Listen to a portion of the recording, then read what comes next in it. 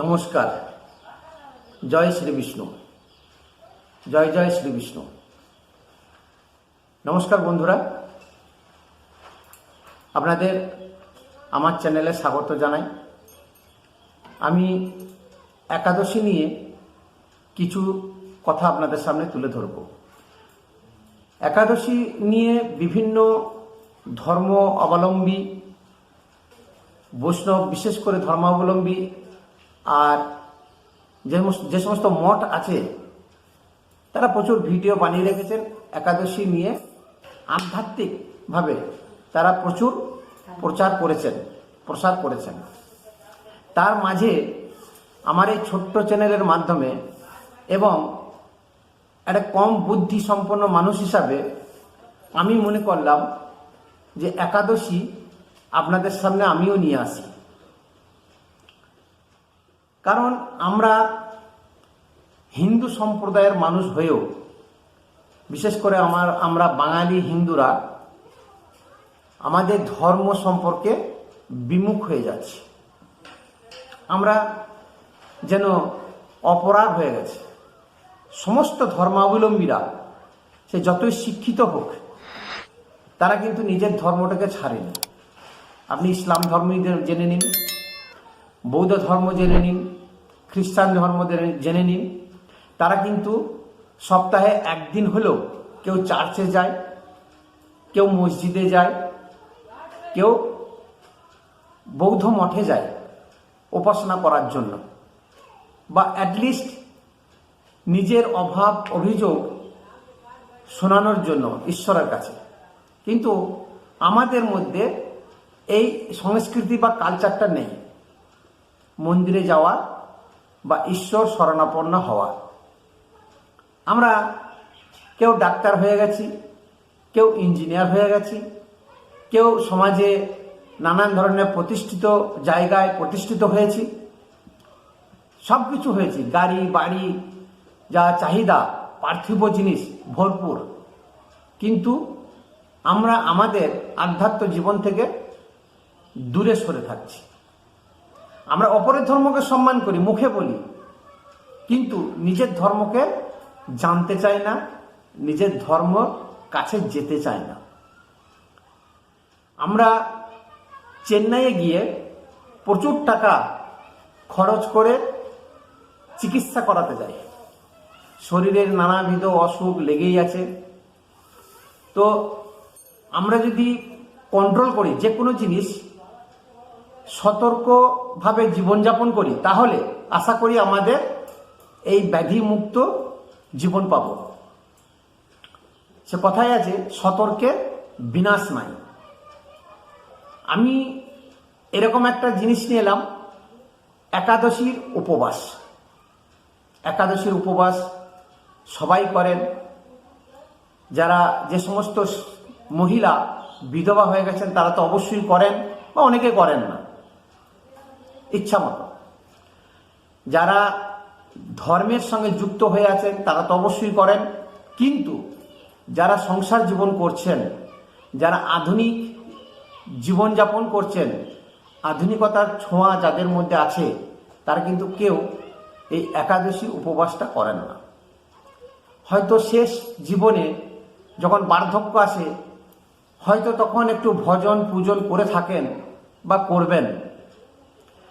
তাহলে আমি বা আপনি যদি একটু আগে থেকে, আমি বলছি না যে 20 বছর বয়স 30 বছর বয়স থেকেই করুন, করলে তো খুবই ভালো, কিন্তু 40-এর পরে 50-এর পরে তো অবশ্যই একটু একটু করে আধ্যাত্ম জীবনে যাওয়াটা দরকার। কারণ সংসার আস্তে আস্তে আমাদেরকে ছাড়তে হবে। আমি দুভাবে বলবো একাদশীর উপবাস। আপনি যদি মনে করেন যে এইগুলো তো আমরা ছোট থেকে শুনে আসছি, একাদশী অমাবস্যা পূর্ণিমা এসব করে কি হবে, কিন্তু এর একটা গুরুত্ব আছে। আপনি পুজো করবেন না, আপনি আধ্যাত্ম জীবনে যাবেন না, আপনি ধর্মগ্রন্থ পড়বেন না, কোনো ব্যাপার না। আপনি না পড়তে পারেন, আপনি না ঈশ্বরকে মানতে পারেন, আপনি আপনার ধর্মকে অবজ্ঞা করতে পারেন, কিন্তু বিজ্ঞানকে তো আপনি ভুলেন না, বিজ্ঞানকে আপনি মেনে চলেন, বিজ্ঞান মনস্ক মানুষ আপনি, তা আপনি বিজ্ঞানসম্মতভাবে একাদশীটাকে যদি মানেন তাহলে আপনার শরীর অবশ্যই সুস্থ থাকবে, চেন্নাই যাওয়ার দরকার পড়বে না। দেখুন, একাদশী যেমন আপনি যদি করেন উপবাস, মেন হচ্ছে উপবাস, তাহলে মাসে যদি একটা দুটো উপবাস করেন তাহলে আপনার শরীরে গুড মেটাবলিজম তৈরি হবে, আপনার যে সুগার লেভেল সেটা কন্ট্রোলে থাকবে, আপনার হাই ব্লাড প্রেশার কন্ট্রোলে থাকবে, আপনার শরীরে চর্বি জমবে না, আপনাকে অযথা জিমে যেতে হবে না চর্বি ঝরানোর জন্য, বা স্লিম পয়েন্টে যেতে হবে না অযথা কাঁড়ি টাকা খরচ করার জন্য। এছাড়া মানসিক দিক দিয়ে আপনি ঠিক থাকবেন। এই যে বলেন না মেডিটেশন করুন, আপনি মেডিটেশন করছেন, আপনি ধ্যান জপ সবই করছেন আধুনিক পদ্ধতিতে, কিন্তু ফল পাচ্ছেন না। আপনি যদি সঠিক উপায়ে কারেক্ট ওয়েতে যদি আপনি উপবাসটা করেন তাহলে কিন্তু আপনার শরীরের পক্ষে খুবই উপকার হবে। শরীরের বাতের সমস্যা যাদের আছে, জয়েন্ট পেন যাদের হয়, এই একাদশীর দিনে কিন্তু সেই সমস্যাটা অনেকখানি বেড়ে যায়। কারণ একাদশী এমন একটা দিন, মাসে দুটো করে একাদশী পড়ে, একটা পূর্ণিমাতে আর একটা অমাবস্যাতে। ওই দিন একাদশীর দিনে চন্দ্র পৃথিবীর খুব কাছে চলে আসে এবং পৃথিবীকে আকর্ষণ করে, আকর্ষণ ভাবটা পৃথিবীর ওপরে অনেক বেশি শক্তিশালী হয়ে ওঠে। সেদিনকে মানুষের শরীরে নানা রকমের উপশম দেখা দেয়, অস্বস্তিকর পরিবেশ একটা সৃষ্টি হয়, বিশেষ করে খাদ্যদ্রব্য গ্রহণ করার জন্য। তামসিক খাবার, যে সমস্ত রিচ ফুড আপনি যদি খান, এমনিতেই আমাদের হজমের সমস্যা আছে, কিছু খেলে যদি আপনি রিচ ফুড খান তাহলে অ্যান্টাসিড অবশ্যই আমরা একটা করে খাই, সে যে কোনো অ্যান্টাসিডই হোক হজম করার জন্য। একাদশীর দিনে ওই রিচ ফুড বা তামসিক খাবারটা হজম হতে অনেক দেরি হয় এবং খুবই ক্ষতি করে। সেদিনকে শরীরের যত জলীয় এবং গ্যাসীয় পদার্থ ওপরের দিকে ঠেলে তোলে, এই ওপরের দিকে ঠেলে তোলে আপনার বুক জ্বালা করবে, যাদের হাই প্রেশার আছে তাদের বুক ধড়ফড় করবে, মাথাতে অসহ্য ব্যথা হবে, একটা অস্বস্তিকর পরিবেশ সৃষ্টি হবে, আপনার হজম হবে না, বদ হজম হবে, আপনার বাথরুম পরিষ্কার হবে না, মানে এই যে শরীরে নানান ধরনের অসুখ বিসুখ আছে এইগুলো কিন্তু লেগেই থাকবে সারা মাস সারা বছর।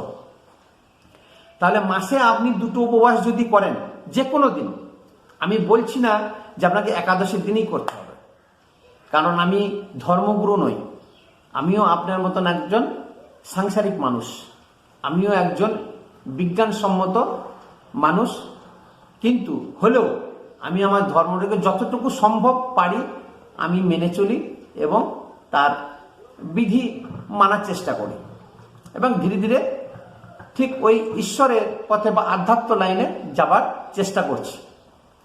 তা আমি যে জিনিসগুলো করছি আমি ভাবলাম আমার মতন হয়তো অনেকে আছেন, তাদেরকে শেয়ার করি। আমি ব্যক্তিগতভাবে প্রচুর পরিশ্রম করি এবং আমার শরীরে ঈশ্বরের কৃপাতে কোনো এরকম বাতের ব্যথা, joint pain, sugar, high blood pressure কিচ্ছু নেই। খাওয়া দাওয়া কন্ট্রোলে রাখি, ম্যাক্সিমাম চেষ্টা করি ভেজিটেবল খাবার, তামসিক বা রিচ ফুড আমি অ্যাভয়েড করে চলি। আপনারা যদি এবারে দুটো কথা বলছি, উপবাস, তাহলে যখন উপবাস আপনি করছেনই, তা সেই উপবাস দুটি যদি আপনি একাদশীর দিনে করেন তাহলে এক ঢিলে দুই পাখি মরবে। আপনার যেমন শরীর সুস্থ থাকবে, শরীরে রোগ ব্যাধি হবে না, বা কম হবে।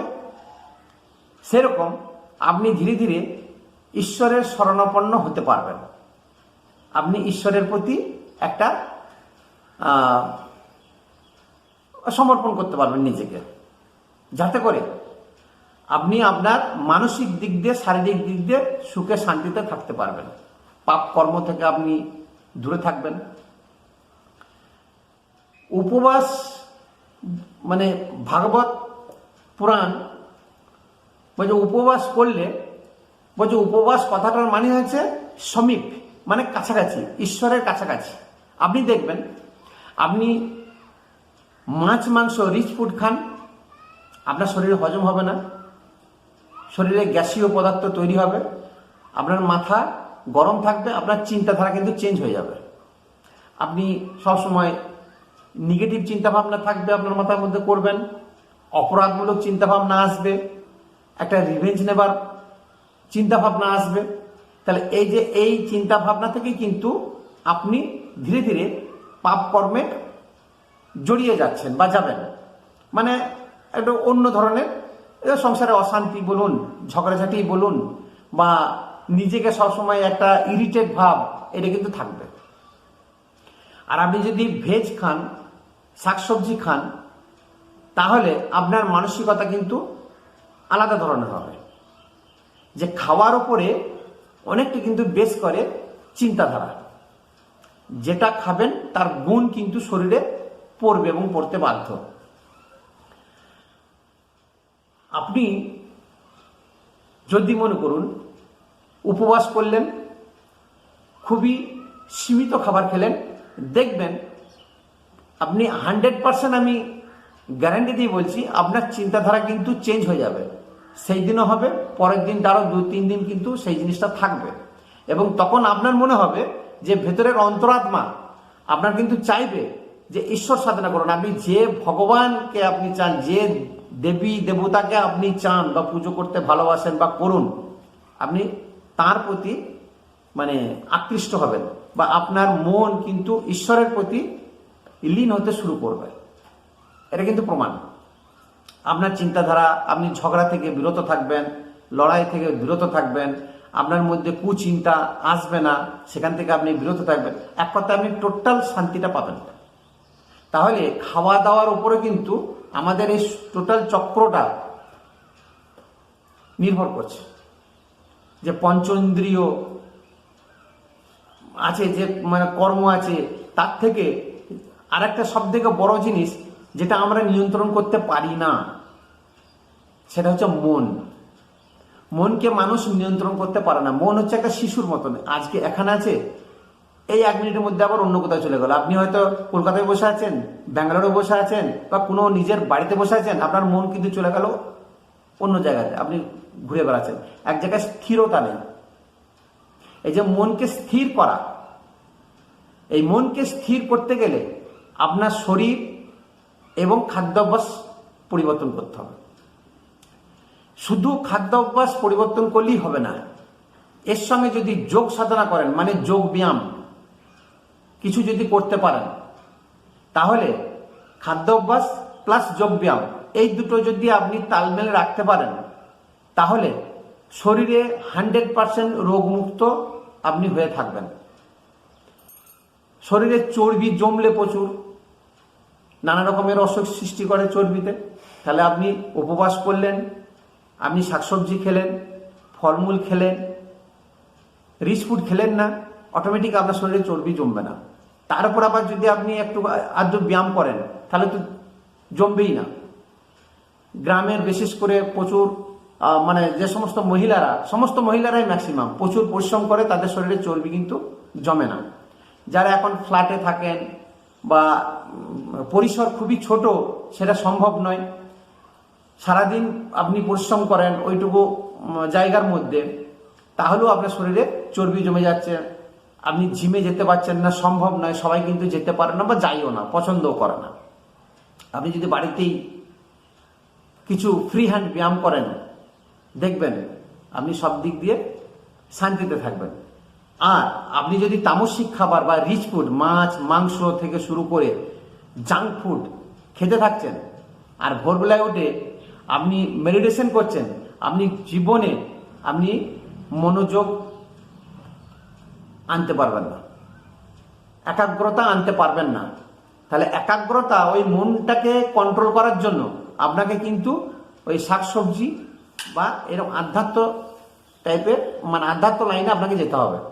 আমি বলছি না আধ্যাত্ম, বারবার বলছি যে আধ্যাত্ম লাইন মানে আপনি সংসার ছেড়ে দিন, আপনি নিজের রোজগার ভুলে যান, চাকরি করছেন তো চাকরি ছেড়ে দিন, ব্যবসা করছেন তো না, ব্যবসা করছেন তো ব্যবসা ছেড়ে দিন, না, আমি সে কথা বলছি না।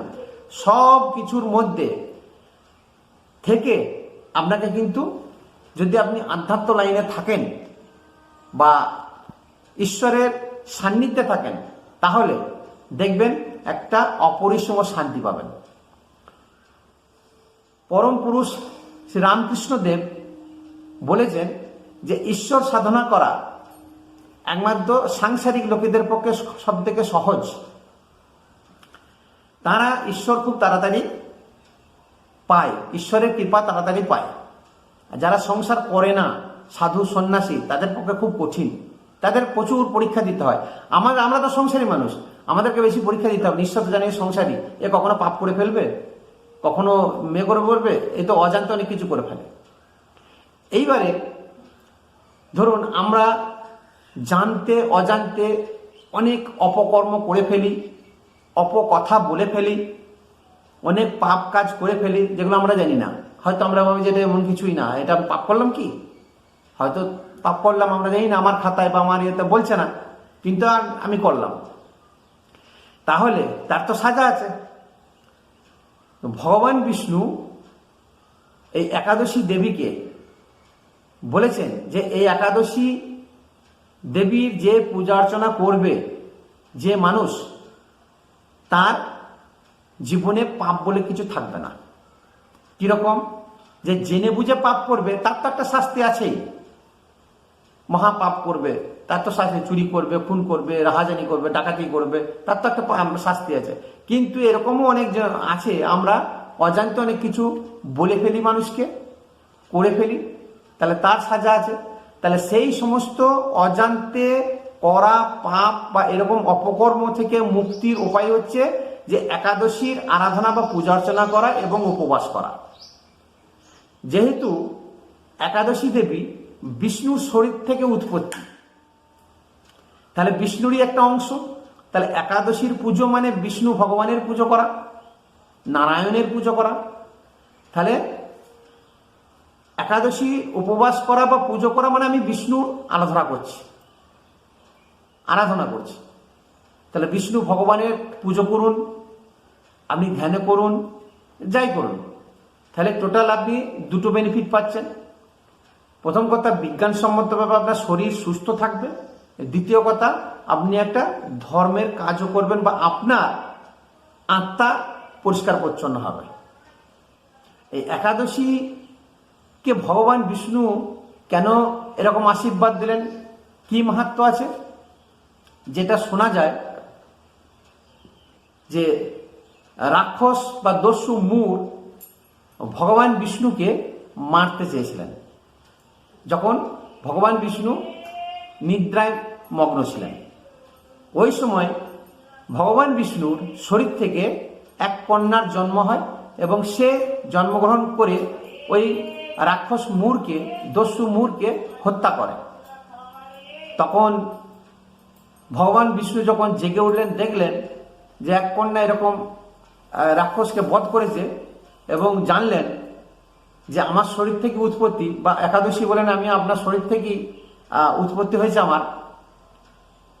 তখন ভগবান বিষ্ণু বললেন যে এরকম আশীর্বাদ দিলেন যে আজ থেকে তোমাকে যে পুজো করবে, তোমার আরাধনা করবে, সে পাপ মুক্তি হবে, তার পাপ মুক্তি হবে। তাহলে আবার যখন পৃথিবী সৃষ্টি হয়েছিল, পরমেশ্বর ব্রহ্মা তৈরি করেছিলেন পাপ পুরুষ। তাহলে যে পাপ করবে, পাপ কাজে লিপ্ত থাকবে, সেই পাপ পুরুষ তাকে গ্রাস করবে। তো যখন ভগবান বিষ্ণু একাদশীকে এই আশীর্বাদটা দিলেন যে একাদশী যে করবে, একাদশীর আরাধনা যে করবে, পক্ষান্তরে ভগবান বিষ্ণুর পুজো করা, তাহলে তার পাপ মুক্তি হবে। তখন পাপ পুরুষ ভগবান বিষ্ণুর কাছে গেল এবং বলল যে ঈশ্বর, সবাই যদি পাপ মুক্ত হয়ে যায় একাদশী ব্রত করে বা পুজো করে, তাহলে আমার আর কি দরকার আছে? তখন বলল, না ঠিক আছে, তোমারও কাজ আছে। তো ওই দিনকে যে তামসিক খাবার গ্রহণ করবে, তুমি সেই খাবারের মধ্যে লুকিয়ে থাকবে। এই যেমন ধরুন মাছ, মাংস, ডিম, পেঁয়াজ, এক কথায় রিচ ফুড। তাহলে দেখুন, এটা আধ্যাত্মিক লাগলে তখন বলছে এইসব খাবার খেলে পাপ হয়, কিন্তু এখন তো সবাই খায়, প্রত্যেকেই খায়। এবার ওই সব খাবার খেলে একাদশীর দিনে বা বিশেষ করে অন্য দিনও দেখবেন আমাদের হজমের সমস্যা হয়। তাই রোগ ব্যাধি যার শরীরে ঢুকে, এটাও কিন্তু একটা পাপের ফল। যে ক্যান্সার হচ্ছে, কারো কিডনি নষ্ট হয়ে যাচ্ছে, কারো বড় বড় কিছু হচ্ছে, এগুলো কিন্তু একটা পাপের ফল, সে ভোগ করছে। তাহলে তখন ওই পাপ পুরুষকে বলল যে তুমি ওইভাবে গ্রাস করবে, আর যে এইসব থেকে বিরত থাকবে তাকে একাদশী উদ্ধার করবে। তাই আমার শিক্ষিত সমাজ, বাঙালি হিন্দু সম্প্রদায়ের কাছে আমার আবেদন, আপনারা আমার এই ভিডিওটা দেখে যদি মনে করেন যে হ্যাঁ এর মধ্যে কিছু একটা পাবো, তাহলে অবশ্যই উপবাস মাসে যে দুটো করবেন বা করছেন হয়তো, সেটা একাদশীতে করুন। তাহলে এক উপবাসে আপনার দুটো কাজ হবে। যখন বয়স বাড়বে, 60, 65, 70-এ যাবেন, তখন একটা অভ্যাসে পরিণত হবে। এমনিতেই তখন আর সংসার ধর্ম কারোরই ভালো লাগে না। তখন প্রত্যেকটি মানুষই, সে যতই শিক্ষিত হোক, সে চায় যে একটু আধ্যাত্ম জীবন নিয়ে চর্চা করি। তাই আপনার কাছে অনুরোধ, আপনারা জ্ঞানী, বুদ্ধিমান সমাজে বাস করেন, শিক্ষিত সমাজে বাস করেন, প্রত্যেকেই শিক্ষিত, আপনারা কিন্তু এর বিচার বিমর্শ করবেন। যেহেতু সমস্ত অন্যান্য ধর্মাবলম্বীরা তাদের নিজের ধর্মকে নিয়ে বেঁচে আছে বা আলোচনা করে, তার মধ্যে যুক্ত আছে, আমি চাই আমাদের সনাতন ধর্মের মানুষ আমরা যেন সবাই একসঙ্গে এই ধর্মটাকে প্রচার, প্রসার এবং বাঁচিয়ে রাখতে পারি। নমস্কার। আমার ভিডিওটা যদি আপনাদের এতটুকু ভালো লাগে, অবশ্যই সাবস্ক্রাইব করবেন।